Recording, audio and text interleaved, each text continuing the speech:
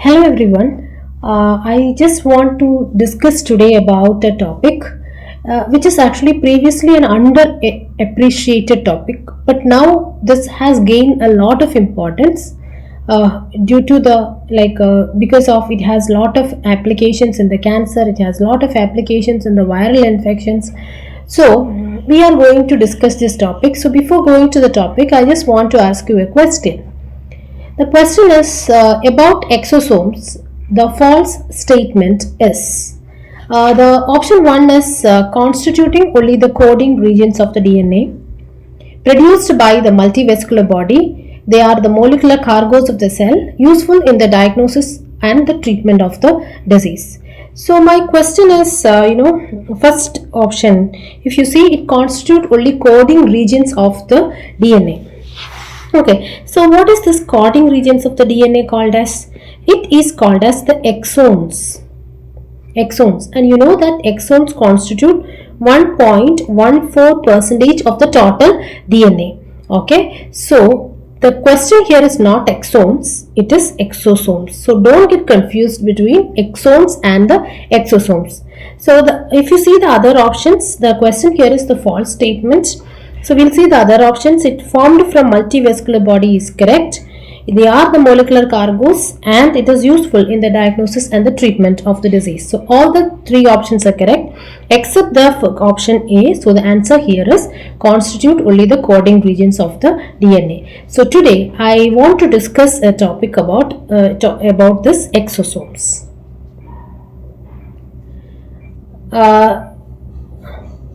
What is the definition for exosomes given in Harper? The Harper, it is given like exosomes are extracellular vesicles. So the short form for that is EVs. Extracellular vesicles that represent a novel, but previously it was an underappreciated mechanism for cell-to-cell communication. So if you remember, this was a question for June 2020 AIIMS exam.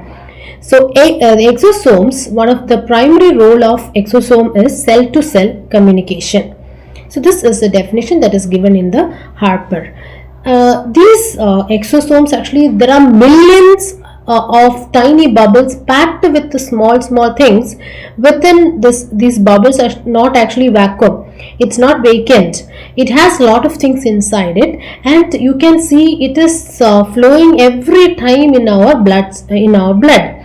So this was initially studied by a scientist called as Johnston, and later on much researches was conducted on this topic by Stephen J. Gould.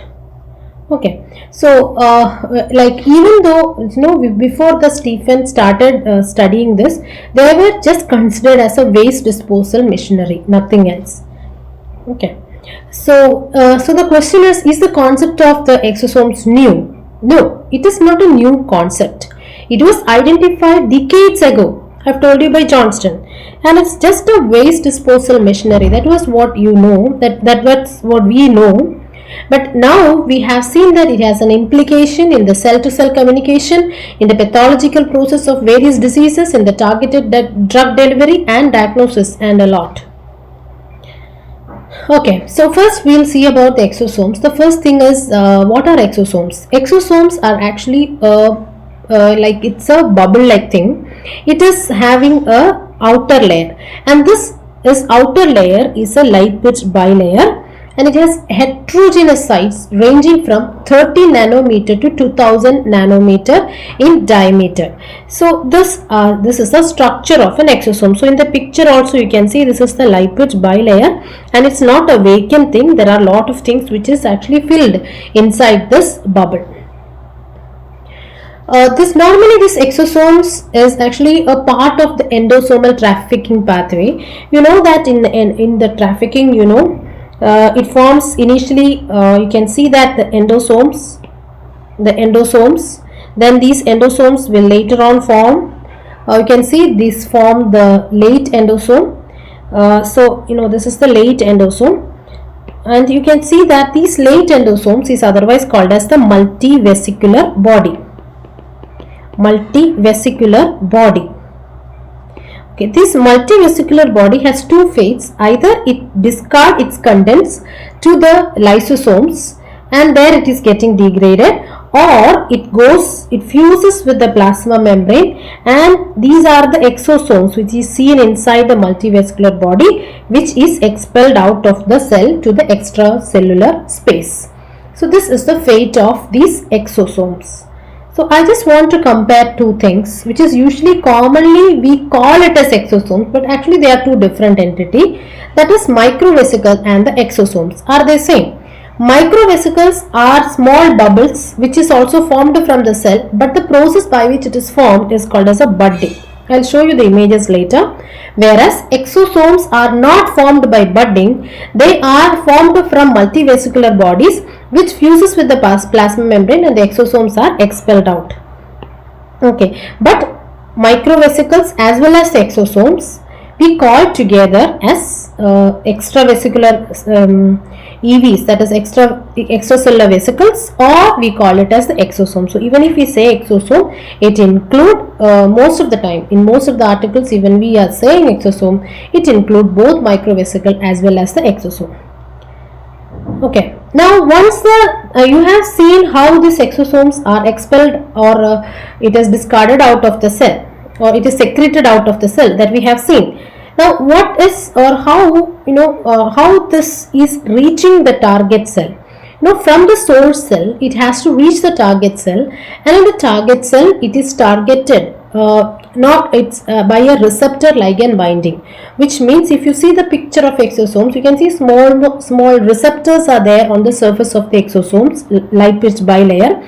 This receptor will go and bind to the ligand, or it is actually a receptor ligand binding. Sometimes it can be a direct fusion or it can be by endocytosis. So various process by which it reaches the target cell. Okay, so I've told you these are not vacant bubbles. There is something inside these bubbles. So what are these content which is present inside the exosomes? It can be the DNA.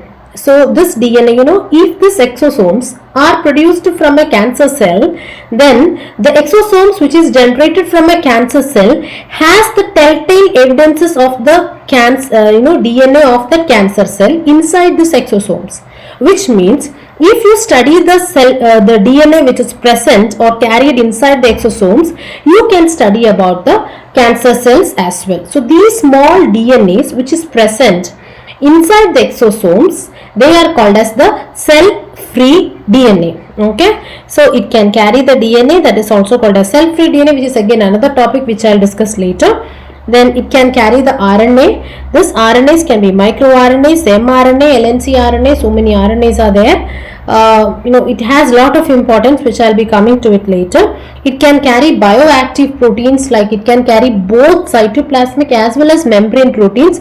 This is carrying the major histocompatibility complex, and there are certain receptors which should reach the plasma membrane of a target cell. So these receptors are also carried within the exosomes, and it can carry the lipids, the antigen and the lipid rafts.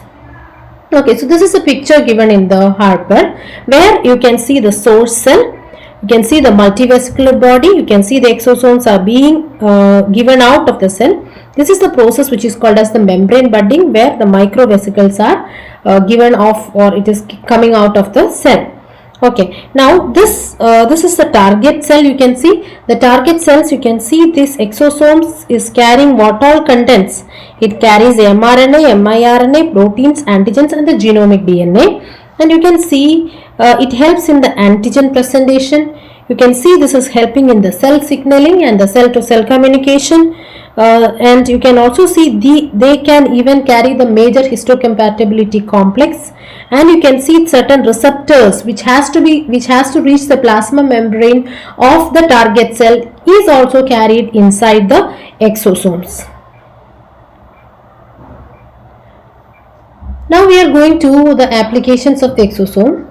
The first we will see the application in the pathogenesis of disease. So if I am saying it is having a role in the pathogenesis of disease, the two diseases that should come to your mind will be, one is the cancer, then the viral infections.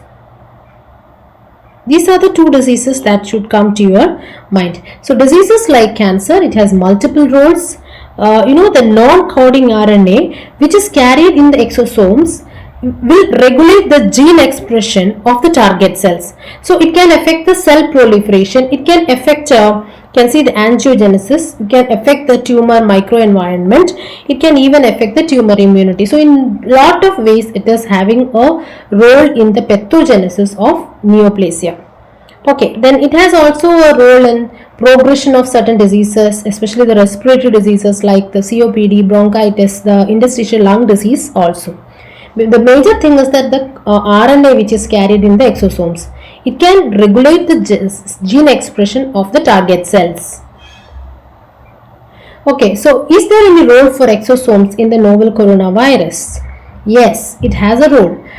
These exosomes, they carry the CD9 and the ACE2. These are acting as the receptors. They act as the receptors for the coronavirus to the spike protein go and bind with the ACE and the CD9, etc. So they can act as a receptor. So for example, if it has to reach a cell, there is a receptor, and these receptors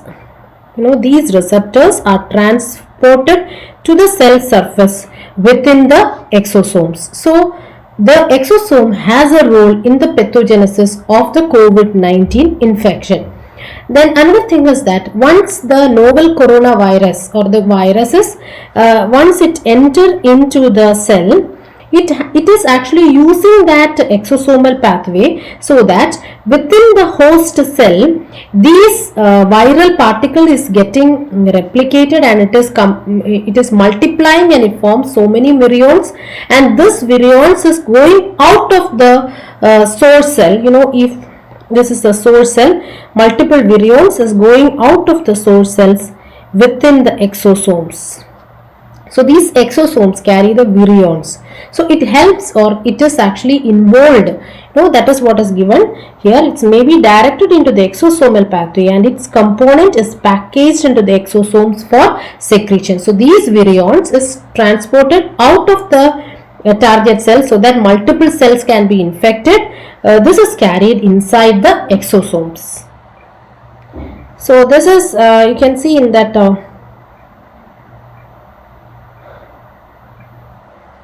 so generally what you can see is, in a viral infection, the viruses hijack these endosomal, this endosomal pathway. Endosomal means early endosome, late endosome, and then it forms the exosomes, right?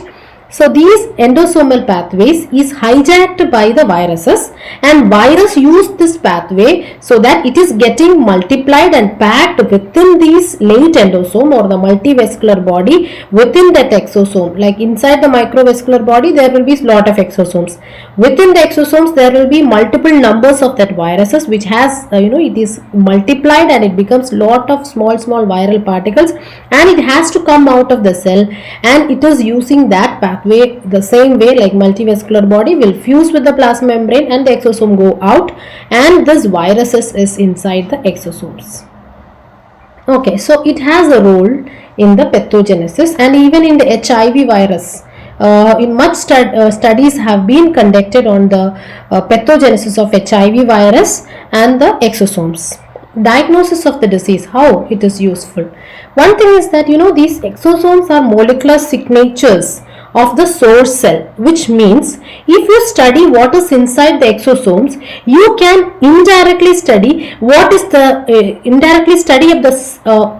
study about the cell in which it is originated. Did you get my point? So if an exosome is coming out of a cancer cell, the DNA particles of the cancer cell is there in the exosomes, which means if you study on the exosome, you can study about the cancer, right?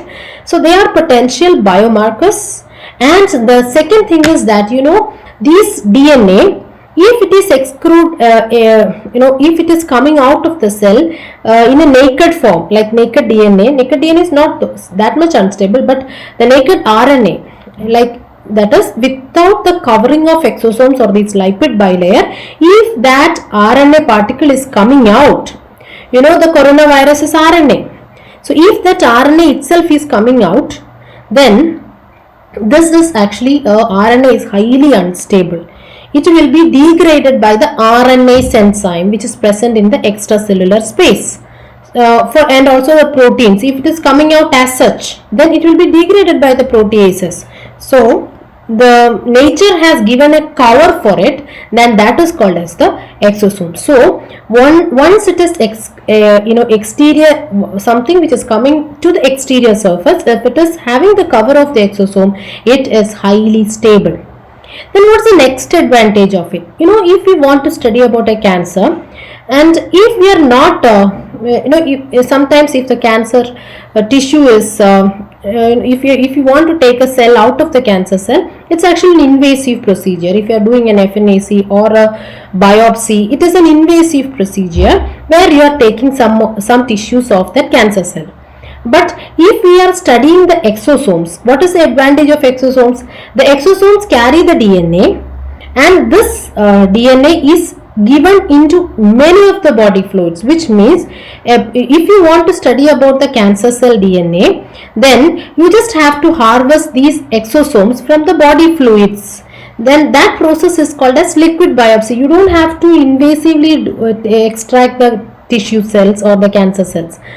We can study about the cancer cell from this DNA which is coming out of the cell, and this is carried in the exosome. So exosomes are secreted to all body fluids. Similarly, in coronavirus, we are taking the nasopharynx swab we are taking, right? So in those fluids, these RNA particles, these RNA virus are protected within that exosomes. Otherwise, it would die. We are studying these viral particles which is protected inside these exosomes. Otherwise, these RNAs will be easily destroyed by the RNase enzyme. And that is actually, I say it is an advantage as well as a disadvantage, I should say like that only. But that is what is happening. So if you are taking to study the RNA particles, or you study the cancer DNA, you don't have to poke the cancer tissue itself. You can study it simply from the blood. So you can take the blood sample and you extract all the DNAs from it, and you can study about the cell-free DNAs, and that is called as a cell-free DNAs, which is seen inside the exosome. So it is easily, that is what is given. It is secreted to all body fluids like blood, urine, saliva. Saliva, urine, etc. is very, we can easily take it. The sampling technique will be simple rather than doing an invasive biopsy, etc. So this biopsy is called as, if you are taking the blood sample to study about that cancer tissue, then that is called as the liquid biopsy. And finally, so we have seen its importance in the diagnosis. One, its easy accessibility, and these contents will be highly stable. Then coming to the therapeutic use, it is one thing is that it is a very effective drug delivery mechanism, because it has a targeted delivery. It will not go to any cell, it will go to a particular cell, a target cell only, because most of the exosomes is taken into the target cell with the help of a process called as receptor mediated endocytosis. So this exosome will bind only to those cells where there is a ligand for the receptor. So it is called as a targeted drug delivery. So it is very small in size. Second is that the lipid bilayer, which is seen outside the exosome, is actually protective, and it can cross the biological membrane. If we want to do a siRNA as a treatment, which is called as RNA interference, so if we are just giving that siRNA, naked siRNA into the cell, it will not cross the biologic membrane and does not reach into the cell. It will not cross that biological membrane, because the RNA is actually hydrophilic, and this hydrophilic thing which cannot pass through the hydrophobic environment which is present in the bilayer. But if we are targeting these siRNA inside the exosomes, because of the lipid bilayer, it can easily cross the biological membrane. It can even cross the blood-brain barrier. It can cross the outer plasma membrane of any cell. So that is again another advantage. And the next advantage, I told you, the targeted delivery. So they are called as, these exosomes are naturally equipped nanovesicle. going to the, so what all therapeutic, what all therapy you can give using these exosomes? You can give RNase therapy, you can give gene therapy, you can use the gene editing mechanism which is called as CRISPR-Cas9 has to go into the cell, so that also you, for the delivery of this CRISPR-Cas9 you can use this exosomes. Then this is a novel concept. Dendritic cell derived exosomes is as a novel cell free vaccine for cancer therapy. So if you want to read more on it, you can see just virus modified exosomes for the targeted RNA delivery. So this article you can find in the Science Direct, you can find in the PubMed, etc. Okay, so I don't want to describe this concept which is called virus modified exosomes. But I just want to tell you one thing, that I have already told you, when the virus infects the cell, the virus will hijack the endosomal pathway and it will modify the endosome accordingly, that in the way that it wants it to be, and these newly formed or multiplied viral particles can multiply inside these endosomes, and it forms it is seen inside the multivascular body, and this multivascular body will come out of the cell, and within the exosomes these RNA particles will be safe, or whatever thing is in the viruses, it will be safe. So this is called as the virus modified exosome. So exosomes is modifying the virus is modifying the exosomes accordingly, in the way, if the virus has to reach a target cell, then the virus will modify the receptors that is present on the exosome, so that these exosomes which carry that virus will go to that particular cell alone. So that is very important. The targeted cell delivery, the virus modified exosomes is having certain receptors. So this will go and bind to those, this cell is having, this will go and bind to this cell only, because this cell is having the ligand for binding to these receptors. So targeted cell delivery and virus modified exosomes, if you want to read more on this, you can read that also. Okay, so the exosomes, why the knowledge of exosome is important in this COVID-19 pandemic, because it is hijacking the endosomal pathway, and it is using using that exosomes for its spread of infection. So if we are finding something which inhibit the exosome biogenesis, then it will be a treatment for the COVID-19 infection. Then this exosome based drug delivery, if you want to target certain drugs to the lungs, to a particular cell, then you can target those drugs, you can keep those drugs inside the exosomes and give, so that it will be giving us targeted cell delivery. And the new concept is called as exosome based vaccine, which is coming out. You can read about the role of extracellular vesicles in COVID-19 virus infection if you want to read more on it. So this is what I want to discuss today. That is about exosomes. So you understand that exosomes are simple bubbles which considered previously as just cargoes, just waste disposal machinery, but now it's known as, it has a very important thing in the normal cell to cell communication, in the pathogenesis of diseases, especially the cancer, the virus. I've already told you that in context with the COVID-19 infection, then it is very important in the therapy because of the targeted cell delivery, and it's very important in the diagnosis because these contents are stable, it's very easily accessible, and that is simple techniques can be used, like liquid biopsy can be used to study about the cell-free DNA which is present inside the exosome. So that is about the exosome. So before concluding, I just want to tell you that if you want more updates on the biochemistry, especially whenever some updates is coming, I'll be updating in my YouTube channel. If you are interested, you can subscribe my YouTube channel. Keep in touch always, and thank you. Bye bye.